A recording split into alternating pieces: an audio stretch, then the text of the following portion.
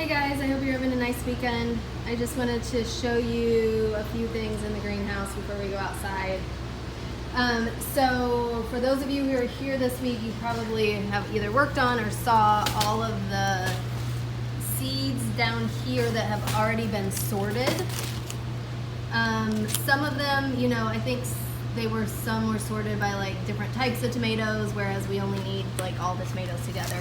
But anyways, they're sorted, and what we started doing last week is taking some that have been sorted, going back to the seed closet, and putting them in the containers if there's room. So if you opened up the tomato bucket, for instance, and there was still room, we could just add in the new tomatoes. And you can see here that I'm trying to kind of keep track of how many were put in there.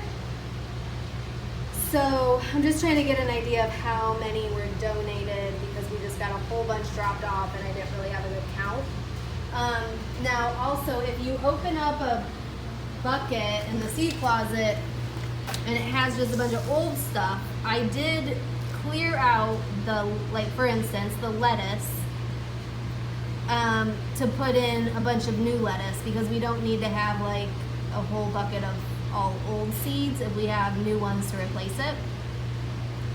So you kind of have to look and see space-wise how many new seeds you have and kind of evaluate it from there. So don't feel free to just take out the old stuff, but I do want to keep it because I know some of this, if you look on the back, like this is still 2021. It says it right there.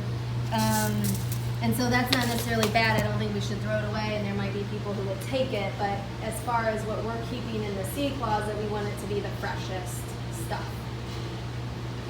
There's also stuff on the tables that have been sorted, and there's all sorts of seeds back here. I might have a separate Master Gardener workday for the seeds, but I just figured if you're here this week and you're looking for something to do, that's definitely an option. Then in terms of outside, it looks like the temperature is going to start dipping into the low 30s this week.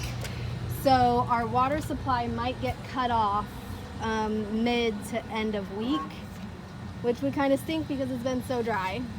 So we'll just have to wait and see what happens. I do have the irrigation set to run on Monday because I figured that might kind of be our last chance at watering. So we'll just have to kind of play it by ear and see what happens, but just know that that's a possibility.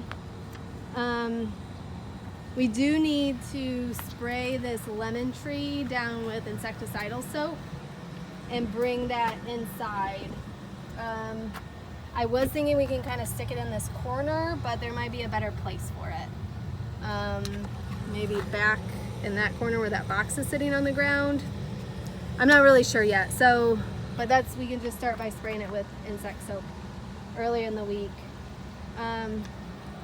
In terms of harvesting, we'll harvest collards, which are here. There are more collards in the stand-up bed by the hose. Back here down the middle. The dark green leaves are collards, and I have collards in the blue barrel as well. So we can harvest collards, we can harvest, there have been some peas. I've just been kind of snacking on them because there's only been a few. But I did notice there's maybe, I don't know how many I'm seeing, like 5 to 10. So feel free to just snack on them if you want, but there might be enough to get a little tiny harvest out of. I do want to harvest also the lettuce, both in bed 19 and in bed 5. Let's start with bed 5 because I have all these spinach plants growing up around the side, and I think it would be helpful for the lettuce to be trimmed back a bit so that gets more sun. But I'll show you basically so what you want to avoid is to cut off this part because that's where the growth is coming from. So what Katie always did is she kind of held it up and imagine like a ponytail, and then cut around where you would put a ponytail holder, basically. So you just are cutting off the leaves around the outside, basically cutting off like that chunk, but you're leaving in the growth point in the middle. So we can start with this bed 5, and maybe we'll just do 4 to 6, you know, like 4 to 6 heads, and we'll space it out over a couple of days so they're not getting a ton of lettuce at once.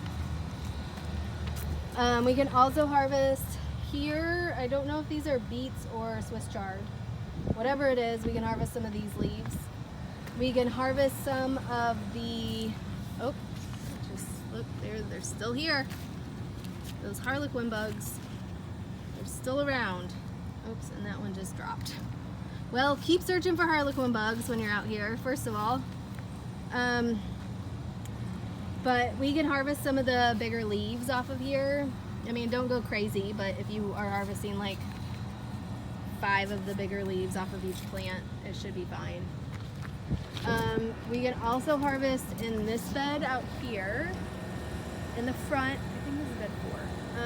I know that there's some collards, kale, and mustard. And this mustard is gigantic. Definitely need to harvest that next week. And so the more lettuce in here, and there's some Tokyo Bacana over here in this bed, which we're not getting a ton off of because some of the plants are still small. But what's this little guy? We can harvest some of the bigger leaves off of here, which Marilyn I know harvested last week, but if there are a couple more, like this plant might have 1 or 2 more. And we can always throw greens in together. I've done like hardy green bag mixes, so if you want to put in some collards with Swiss chard, with broccoli greens, you can kind of just throw it all together if you don't have that much. This is something else that I want to harvest this week. I have not tried harvesting the bulbs on this yet, but let's go down here and like pull out maybe like 1/3 to 1/2 of each of these 3 clumps.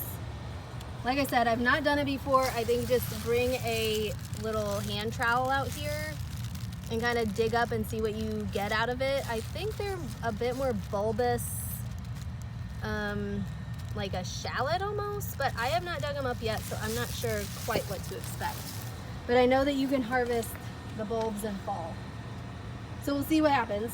And we'll do that this week, and we'll water as long as we can and just see what happens with that. We'll probably want to water the shed garden and the butterfly garden once before the water turns off. So if you're here on one of those days, I might leave you notes to do that. And I think that is about all on my list, and I will be here Monday for a little bit. My kids are still out of school on Monday. And then Wednesday I'll be here, but I'm not sure what time. And then Friday I'll have a normal day. But just give me a call or a text anytime you're here and you have any questions.